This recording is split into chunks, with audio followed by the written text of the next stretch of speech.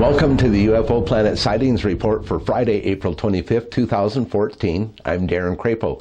Today's journey into the unknown takes us first to Pico Rivera in California. A person there is reporting that on April 22nd, he was going to get something to eat when he noticed multiple lights in the sky.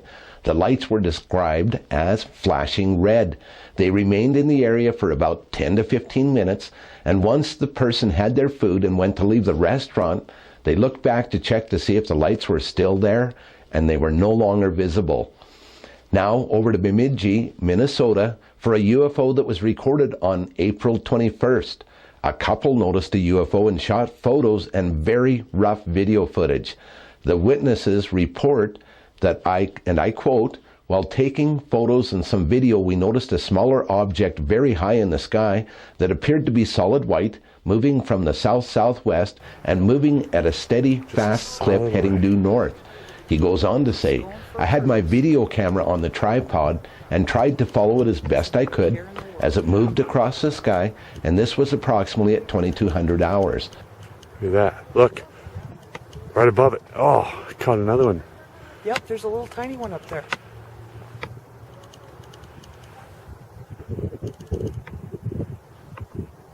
While observing this object, we noticed another similar object moving in from west to northeast. However, I kept the video camera on this object. After we had filmed it for about 1 minute, we noticed a smaller bluish-colored object appear, which had flashing lights and seemed to be even higher than the object in question. It appeared out of nowhere and seemed to be staying with the object in question. I continued to track the object I'd referenced and caught the flashing object in the video as well. But within seconds after the object came into view, the brighter orb-type object completely disappeared in mid-flight. Wowzers, I for one find it very difficult to believe that that video was shot using a tripod.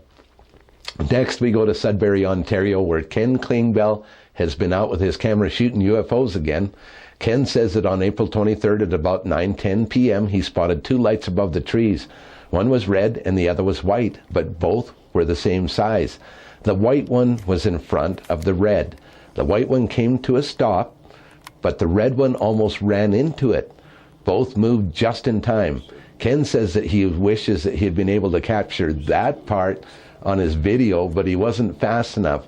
He says that he was able to get the red one after it came back up above the trees, but the white UFO never reappeared.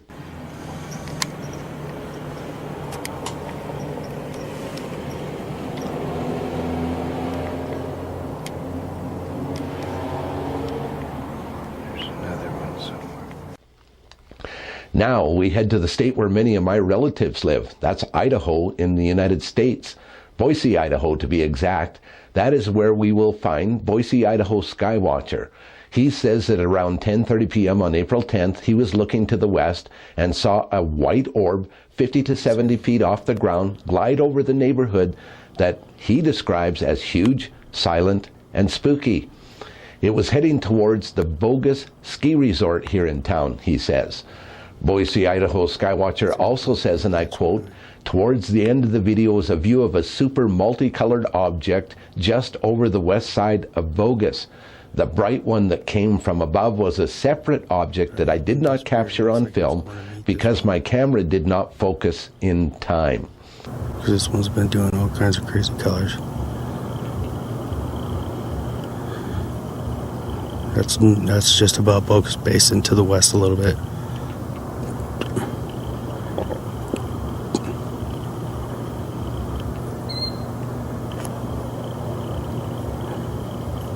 Boise, Idaho Skywatcher, I'm out.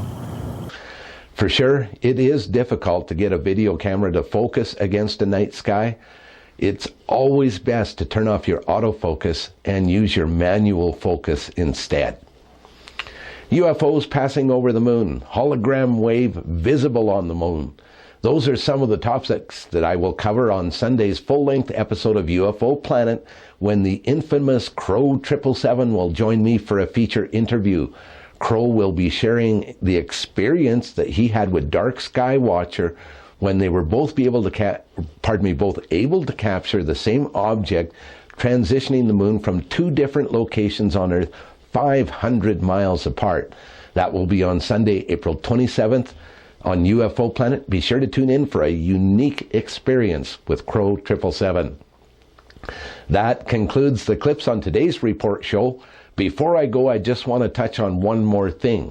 I sincerely appreciate all of you who are sending in videos and photos for the program, but I need to remind submitters that I require the date, location, and description in order to be able to use the media on the program. Also, you need to be the copyright owner of the media you submit.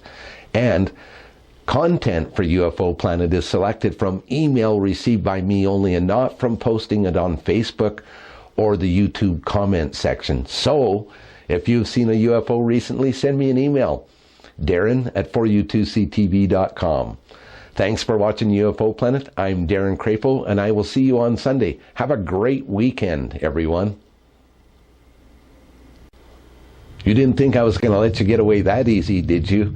I'd like to take a minute of your time to invite you to subscribe to all of my YouTube channels. On the Darren Crapo channel, I carry the UFO Planet sightings report 5 days a week. On the UFO Planet channel, you can watch full-length episodes of UFO Planet, feature interviews, and our top UFO footage. On the UFO Encounters channel, watch all UFO feature interviews and special interviews. And on our UFO Clips channel, you can watch and share UFO Planet clip by clip. Keep in touch with all of the channels on our website located at ufoplanet.4u2ctv.com. Thank you to everyone for watching and supporting UFO Planet.